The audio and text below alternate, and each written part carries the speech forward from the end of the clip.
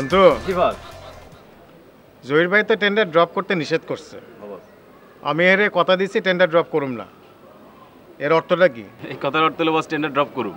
আচ্ছা tender drop করবি, তো তোরে আমি টেন্ডার ড্রপ করতে নিষেধ করছি কি করি নাই? বস করছেন বস। তো জহির ভাইয়ের কথা অমান্য করলে তোরে যে এলাকা ছাড়া করুম এটা তোরে আমি কইছি। জি বস কইছেন বস। তো তারপরেও 2 মাস পরে তুই যখন এলাকায় ঘোরাঘুরি করবি কেমনে করবি? কে বস? ভেরি সিম্পল, আপনি যে আমার জহির ভাইয়ের মাপ চাইবেন বাস।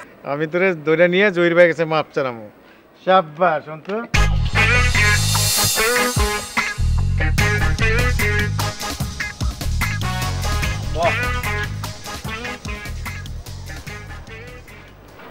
মন্টু কিসলু, তোরা একটু রুমে যা, একটু কথা কে বলো।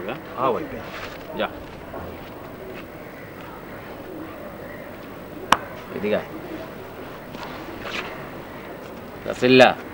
জি বস। পাপ্পু ভাই যে আমার টেন্ডারটা জমা দিতে কইলো, আর আমিও কথা দিলাম টেন্ডারটা জমা দিব, এটার মানে কি? মানে বস আপনি জমা দিবেন না?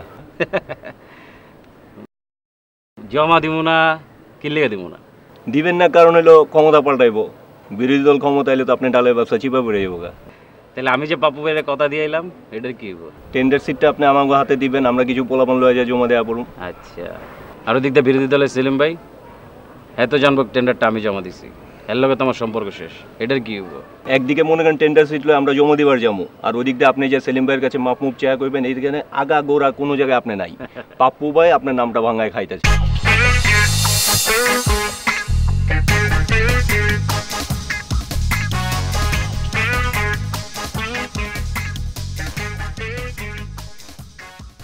রাসেল কই যাও?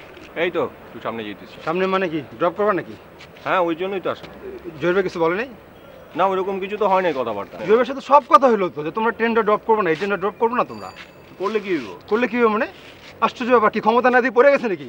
মরে গেছি? আপনারা 5 বছরের সময়